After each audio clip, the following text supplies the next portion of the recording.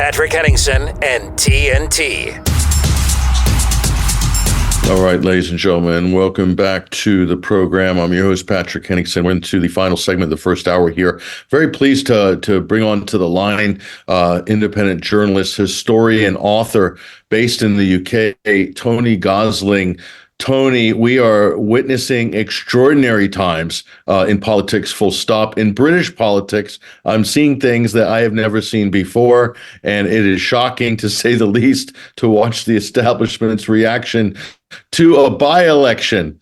One MP from what many would regard, Tony, as a fringe party. How could this possibly be a threat to the establishment?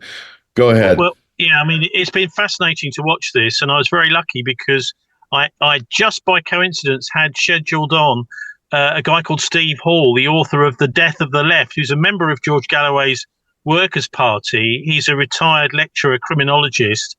And we had a really entertaining time talking about Galloway because, of course, the fact is he's shown up the establishment magnificently in the fact that you've had to have, like, literally the day he's elected, Prime Minister Rishi Sunak, who Galloway refers to as Prime Miniature in his brilliant, it's almost like having a Trump on this side, with these entertaining stand-up comedy political speeches, actually having to come out into the plinth outside 10 Downing Street and denounce Galloway and denounce all he stands for on the day he gets actually elected. And this, of course, is a man who was never elected to be Prime Minister at all. So the irony, you can imagine in pubs all around the country on Friday, people just guffawing with laughter to see Galloway punch a hole right through this pathetic illusion that is the Goldman Sachs, King Charles,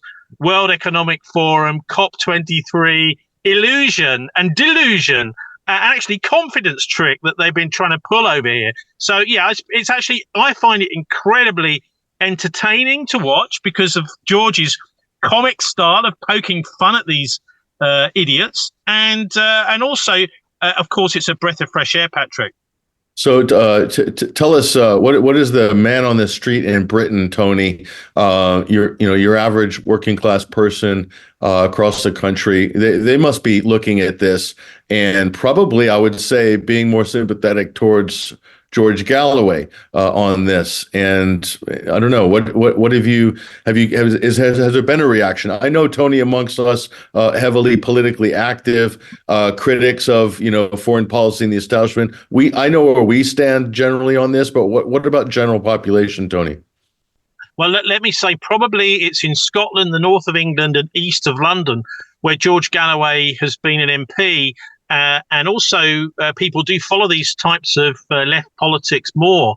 And obviously George himself is Scottish. There's been a lot more people following this in the cosy West London. This guy is seen as a pariah because he's dangerous in some way. But of course, the press has given him an incredibly hard time. It's a bit like when Ken Livingstone was the leader of the Greater London Council, a left-wing leader back in the Thatcher era. The press, have just gone for people like Galloway, and it's been very difficult, except through places maybe like the BBC sometimes, to actually get a look in. Particularly Sky News and the Murdoch empire hates everything Galloway stands for because, let's face it, I mean, many people might say, oh, gosh, this is Marxist, it's terrible. Well, he's a bit of a Marxist, but he's much more, actually, a traditional 1950s, 1960s British socialist. And the idea here is that you've got to have, this is Michael Hudson's type of economics, you may know him, where you've got to have a state that has got ownership and control of the infrastructure of the country. And this is what Galloway believes, that you've got to have the railways and all this sort of stuff, the electricity, gas, water, in public ownership. Otherwise, what's the point in voting?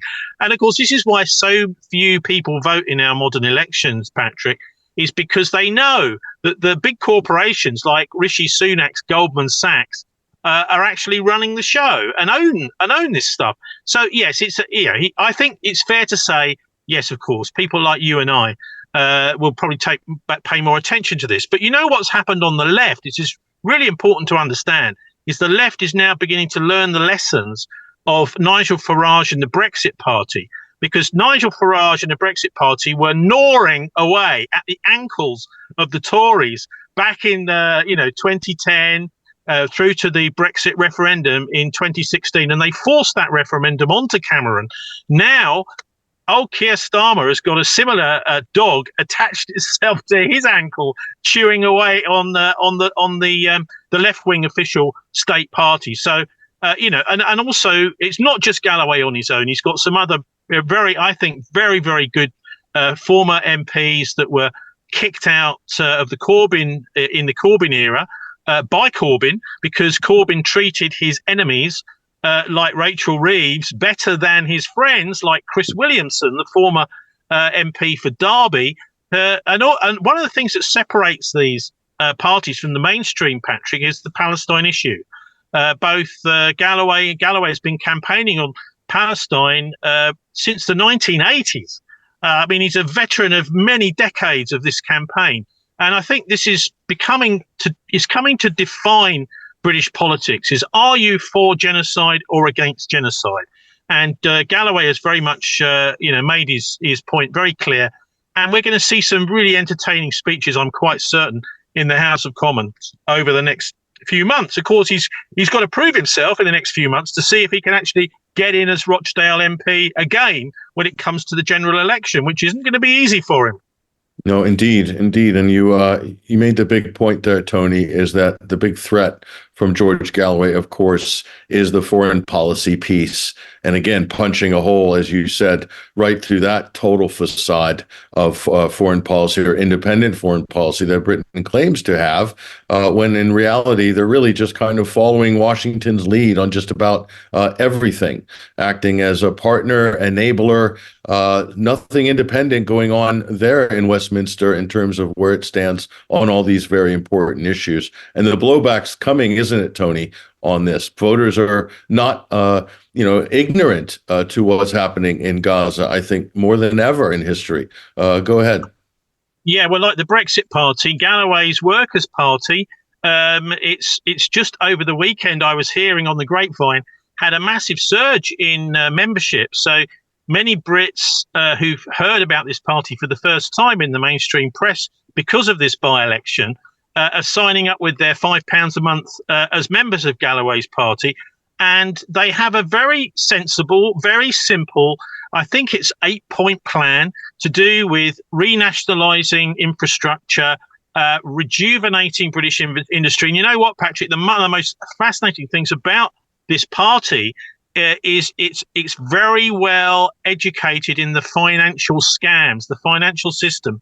So that is to say, the fiat currency, the money system controlled by the, that place which is defended by those 50 or something dragons called the City of London, and the way that they control the nation's finances. Well, the Workers' Party's got an extremely good critique of them, and it's talking about using the Bank of England to begin a kind of renaissance in British industry. So we're not just talking about massive factories, because a lot of this stuff can now be robotized, but they're talking about Britain becoming the first country to really embrace this new economic paradigm where we can actually do what we want with money. We don't have to do what the bankers did to Gaddafi, these people who wanted to stop him having his own gold dinar. So a real revolution, actually, in the finance sector. And I think that's probably one of the reasons why the British establishment is most afraid of Galloway, and that they're putting pressure on the mass media